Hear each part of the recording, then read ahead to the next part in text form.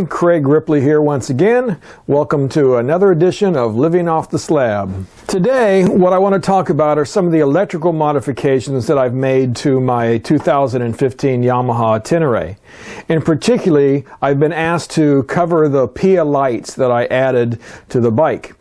However, in order to do that, I really need to start first with the PDM60, which is a solid-state module that I added to the bike that basically acts like a fuse box and a set of relays for the bike. So that's what I want to talk about first, because that's going to be the key to all this other stuff that I've added to the bike. Right, before we get started, I want to remind you guys of something.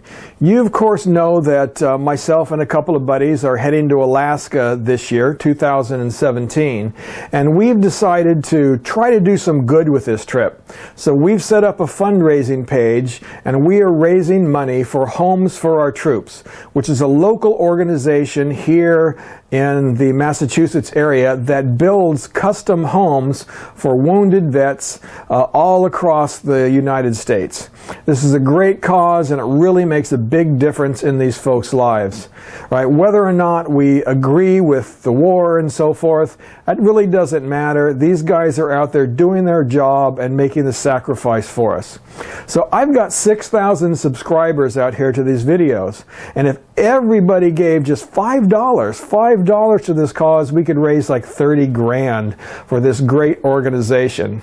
So I'm going to please ask you to go to my website, www.livingofftheslab.com, and right on the home page there is a donate button.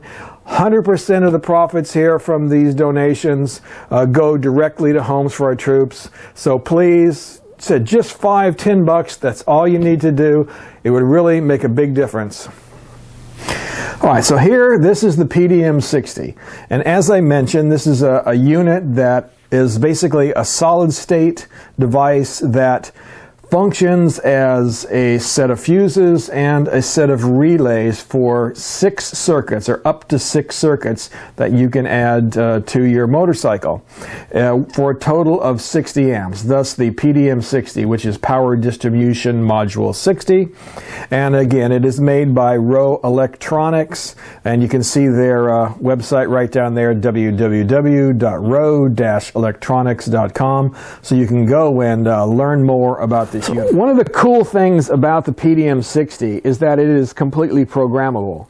You can hook this up via a special cable that comes with the unit to your computer or to your laptop, and then you can control the amperage for each one of these circuits, and also you can control the delay time for when that circuit becomes active after the key is turned, or how long it stays active after the key is turned off. In my case, what I've done is I've just set each one of these circuits to have a delay time of 10 seconds. That way, after I turn the key on, I have 10 seconds to let the bike boot up and then get it turned on before all these things come active. And here, let me just show you what I mean. I've just turned the key on, and now we're just going to wait until the unit itself becomes active, and you'll note that all of these lights on these circuits become green, and that means everything is now working properly, and all of your devices are now hot and ready to use. Now, what I'm using these 3 circuits for, my 3 active circuits, are for one, my PIAA lights, and also my GPS, and then I'm running power to my tank bag so that I can recharge cell phones and iPods and things like that while we're out on the road. So what does the PDM60 cost? Well, it's about $200. Now, I picked up mine from Twisted Throttle down in Exeter, Rhode Island. Of course, that's where I buy a lot of my stuff. They're great folks to work with, and if you want to pick one of these devices up, there'll be a link on my website from the accompanying blog article. Now, hooking this device up really wasn't that bad at all. It's going to be different, of course, for every motorcycle on basically where you get the trigger wire, right, that's going to turn the device on and off. But other than that, you're going to hook it directly up to your battery, and then you're going to ground each device to a grounding cable that was provided with the device, and then your hot wire for your device will go into whatever circuit that it is that you're going to use. To get a little specific about how to do this on the Tenere, Up underneath your wiring harness on the right side of your bike, you're going to find a little 3-wire connector that looks kind of like this. There'll be a plugged in on it, and then the wires will be going into the male end right here. The 3 wires that are going into this connector are going to be a red and white wire, which is your constant hot wire. There'll be a brown wire, which is your trigger wire, and then there'll be a black wire that is your ground. On the Tenere, unfortunately, you do get the cap for this 3-wire connector. However, you don't get the pins that go inside it. So you're going to have to find those on your own. The particular connector that you need for the Tenere is that 3-wire MT90 sealed connector. And you can get those individually, but again, remember you need the pins that go inside it as well. And you can pick those up for, again, relatively short money. But what I did was I went out and I found a kit that had a bunch of these different connectors that were single, double, triple, and 4 wires and even up to 6 wires. So just so that in the future, if I ever needed them, I would have them. I got them from a place called CycleTerminal.com. There's a guy down in New Jersey named Joe, and he gave me great service. Got them the day before Thanksgiving a couple of years ago when I ordered this. Again, great service. I highly recommend using Joe down at CycleTerminal.com. Now, of course, if you have a different bike, the connectors that you might need or the locations that you're going to use to find a trigger wire that is something that becomes hot when the key is turned on, well, those are going to be different for you. So you're going to have to look into each one of your motorcycles individually. However, let me give you an overview of what it's going to take to hook up the PDM60 to your motorcycle. No matter what bike it is, I can show you with some diagrams basically the process for doing this. The first step in installing your PDM60 would be to get it hooked up to your battery. And to do that, you're going to first add the ground connector to your battery's negative terminal. The second step is going to be to take the ground wire, which is again the black wire, from the PDM60 and hook it into that ground cable that you attach to the battery. Third step is then to take the red wire, the heavy red wire located on the right side of the PDM60, and you're going to take it all the way to the positive terminal on your battery. Now the PDM60 is wired to your battery and there's power going to it. However, none of the circuits will be active until you've hooked up the trigger wire and then turn the key on. And that's the next step. Now you're going to hook up the trigger wire on the PDM60 to the trigger wire wherever you're going to find it on your motorcycle. In my case, on the Tenere, I'm going to take the gray wire on the PDM60 and I'm going to hook it up to the brown wire in that 3-wire connector. Now you also have the option with the PDM60 to trigger the device to turn on when ground is present.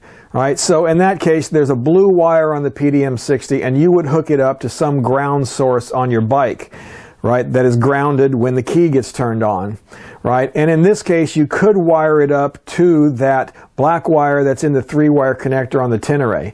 And I did that. It's not active. It's not doing anything right now because all of my circuits are set up to turn on when they get that hot trigger when the key is turned on. Before we get into wiring up a specific device, let me really emphasize here that you need to figure out what amperage you need for each of the circuits that you're going to hook up before you install the PDM60.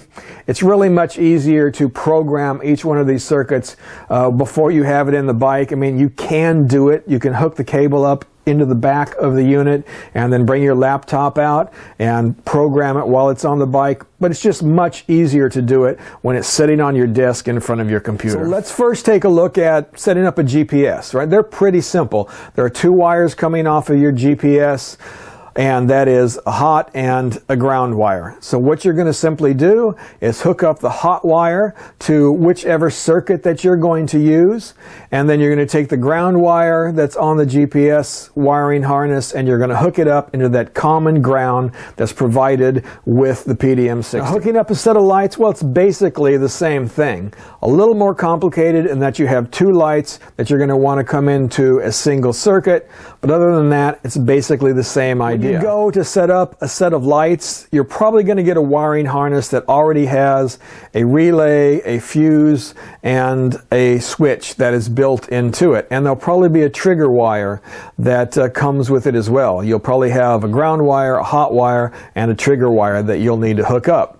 So if you're not going to use the PDM60, like here on the Tenere, you can use that 3-wire connector that I was talking about and then just hook up those wires to the appropriate location in that 3-wire connector. Again, by buying the opposite end and then hooking them all up. So it's that simple. It's really easy to install. However, if you're going to be putting on the PDM60, well, then you don't need all that stuff. So what I did was I cut out all of that and I basically wired the lights up together, and then I wired them into the PDM60 through the switch to make it all work as one unit, and getting rid of the extra relay and the extra fuse that I just don't need anymore. Now let me say this before we go on, that basically, if I can do this kind of stuff, then you guys can do it as well. I am not any, major electrician or mechanic here. I just am a guy who sits down and figures things out by himself. I'm sure that there's some out there that are going to tell me that I did this wrong or did that wrong, and you're probably right. But I was able to make this work relatively easily without too much effort. So if I can do it, you can do it too. All right, so now that we've talked about the Rowe PDM60 and how to hook it up and why I got it, let's talk about these, the PIAA LP530 LP driving lights for the Yamaha Super Tenere. Now, when I was looking at these lights, it basically got down to a choice between two. It's either going to be these PIAAs or the Denalis from Twisted Throttle.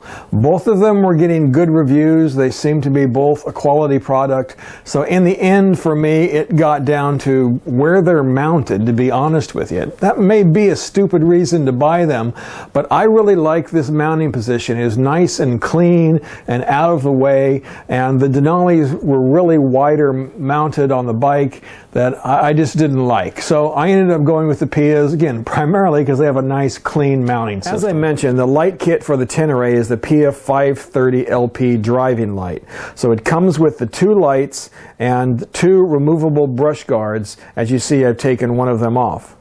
Now, the lights themselves, you can find out there retailing for something in the neighborhood of $250 to $300, really depending upon where you buy them. I particularly got them from my dealer right up the street. They gave me a pretty good price on the lights and the brackets that come with it, so I decided to help them out and get it from them. Of course, the mounting kit that you need to put these lights on the Tenere, they are extra. They run about $45, so you're looking at, said somewhere between, probably $300 and $350 or so by the time you get the lights and the mounting brackets. All right. So now the big question, are these worth it? Are they worth $300, $350 for these lights? I mean, that's pretty much what you're going to end up paying for a light of this caliber, whether it's the Denalis that I was going to go with or whether it's the PIAAs. They all run in that kind of same price range. So for me, primarily what I was buying the lights for was to get myself some extra visibility during the daytime, right? The lights on the Tenere here are, they're just so-so, and I will probably be replacing them again somewhere down the line. So I wanted to get something that was going to be brighter and give me more visibility, and I definitely think that they do that. Of course, the other reason that you buy a light kit is to see better at night, and these definitely improve the vision at night. They give you a nice tight centrally focused beam that extends your range up the road. The one thing that they don't do, however, is give you better visibility directly in front of the bike, right? I think for that, I'm talking about in the future, or at least thinking about, maybe adding some fog lights down lower to give me a nice wide spread of light down close near the front wheel. These give me a nice field of vision down the road, but again, they leave it kind of dark directly in front of the wheel. All right, folks, that's it for today. We will have more videos coming throughout the winter here. I'm going to try to catch up on some of the things that I've kind of been putting on the back burner while we were out test camping and all kinds of things like that. In fact, I think the next video I'm going to start covering tools, because I know I'm at a dilemma here with what tools and how much to carry on this bike. So it would be great to get your input as well. So until next time, thanks a lot. And remember, if you're going to buy from Twisted Throttle, please do so by linking through my website. Again, helps keep these videos coming. Thanks a lot. Ride safe.